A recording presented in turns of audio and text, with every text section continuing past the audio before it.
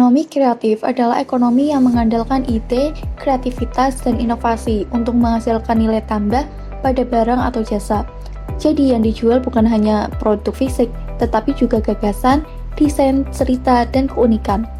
Adapun konsep dasar ekonomi kreatif antara lain berbasis kreativitas dan pengetahuan, mengutamakan inovasi dan pembaruan, memberikan nilai tambah dari karya intelektual, dan tumbuh lewat kolaborasi banyak pihak. Ekonomi kreatif Indonesia memiliki 17 subsektor, yaitu arsitektur, desain interior, DKV, desain produk. Selanjutnya, ada industri gaya hidup dan hiburan seperti fashion, kria, kuliner, film, animasi dan video, fotografi, serta musik. Sektor ini juga didukung oleh penerbitan seperti konten tertulis, periklanan, promosi kreatif, seni pertunjukan, seni rupa, dan televisi radio. Terakhir, di bidang teknologi terdapat pengembangan aplikasi digital dan pengembangan permainan seperti game, di mana semua subsektor ini pada intinya mengubah ide kreatif menjadi produk atau jasa yang memiliki nilai ekonomi tinggi. Subsektor kuliner adalah bagian dari ekonomi kreatif yang bergerak di bidang makanan dan minuman. Bidang ini meliputi usaha seperti restoran, kafe, catering, makanan olahan, dan makanan khas daerah. Dalam industri ekonomi kreatif, subsektor kuliner menghasilkan ragam produk dan jasa yang tidak sekedar mengenyangkan, melainkan menonjolkan inovasi dan nilai tambah.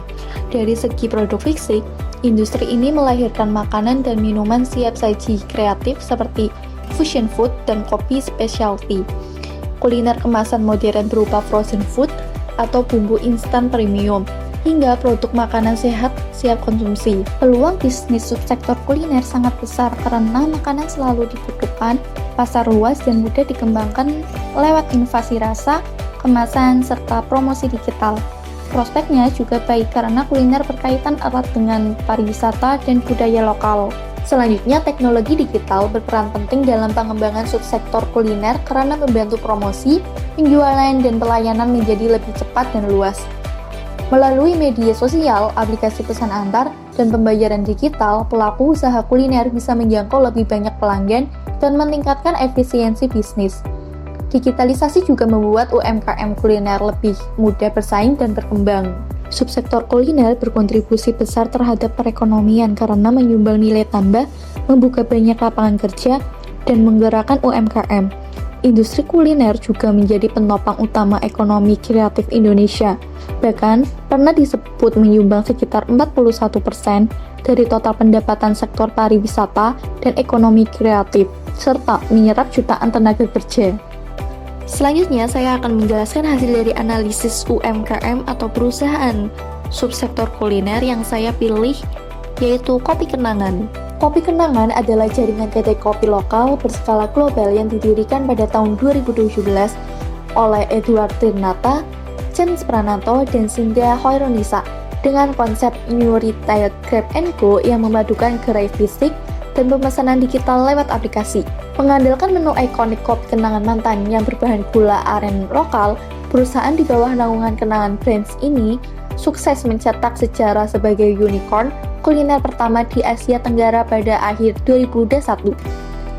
Berkat valuasi yang menembus $1 miliar US, kini bisnisnya telah merambah ke sektor makanan melalui lini produk seperti Ciko dan Kenangan Manis, serta sukses melakukan ekspansi internasional ke pasar Malaysia dan Singapura. Dari segi produk fisik, Kopi Kenangan menyediakan beragam pilihan minuman dan makanan yang sangat dekat dengan keseharian kita.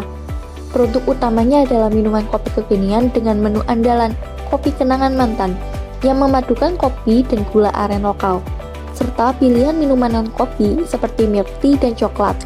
Untuk menjangkau pasar yang lebih luas, mereka juga menghadirkan kopi kemasan botol siap minum yang bisa dibeli langsung di minimarket terdekat. Tidak hanya minuman, Kopi Kenangan kini juga menjual makanan pendamping berupa aneka roti, donat, croissant lewat lini Kenangan Manis seperti pelengkap saat bersantai.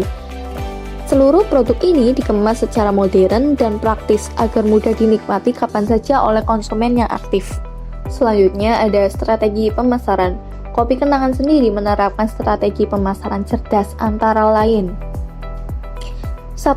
Pemasaran new retail berbasis aplikasi, yang dimana menggunakan aplikasi seluler sendiri untuk sistem pesan ambil tanpa antri, yang dipadukan dengan program loyalitas poin dan promo diskon guna mendorong pembelian berulang. Yang kedua, ada branding emosional berbasis budaya lokal, yang dimana menggunakan nama menu yang unik dan relevan dengan kehidupan anak muda. Yang ketiga, ada harga affordable, premium, dan konsep grab and go, yang dimana mengambil celah pasar antara kopi murah dan kopi kafe mahal dengan menjual produk berkualitas tinggi di gerai-gerai kecil, yang menghemat biaya operasional, berlokasi strategis di area perkantoran, mall, dan stasiun. Pemanfaatan teknologi digital oleh Kopi Kenangan berfokus pada 4 hal utama.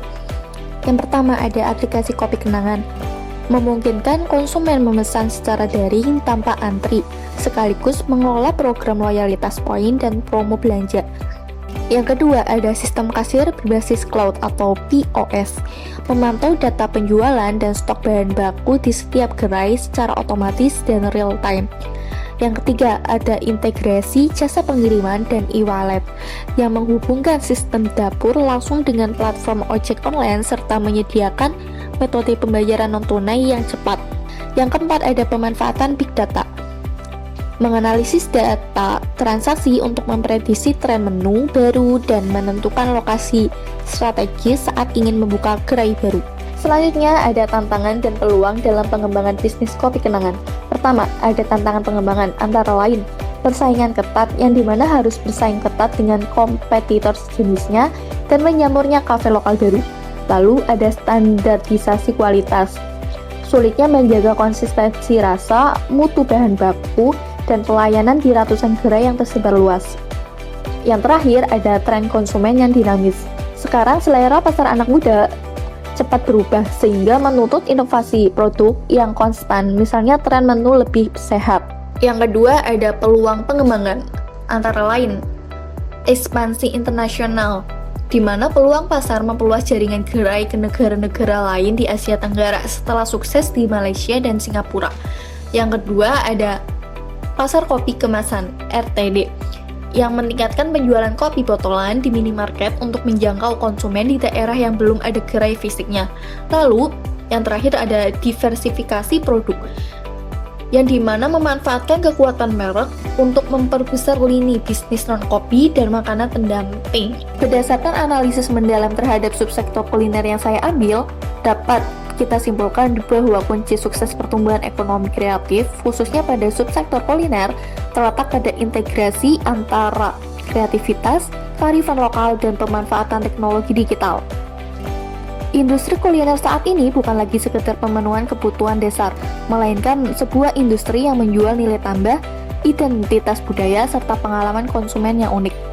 Bukti nyata dari keberhasilan strategi ini telah ditunjukkan oleh Kopi Kenangan yang sukses memanfaatkan model bisnis new retail berbasis aplikasi untuk mencetak sejarah sebagai unicorn kuliner pertama di Asia Tenggara. Oleh karena itu, sebagai langkah rekomendasi ke depan, para pelaku usaha di subsektor ini wajib melakukan transformasi digital secara menyeluruh. Hal ini dapat dicapai melalui adopsi sistem kasir berbasis cloud dan pemanfaatan big data untuk membaca tren pasar secara real time.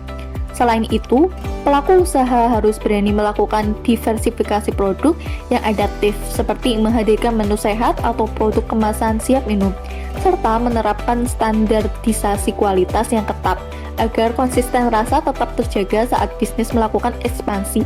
Dengan menggabungkan branding emosional, berbasis budaya lokal, dan efisiensi teknologi, subsektor kuliner akan terus menjadi penopang utama ekonomi kreatif yang berdaya saing global. Sekian penjelasan mengenai analisis ekonomi kreatif dari saya. Maaf jika ada salah kata dalam penjelasan. Wassalamualaikum warahmatullahi wabarakatuh.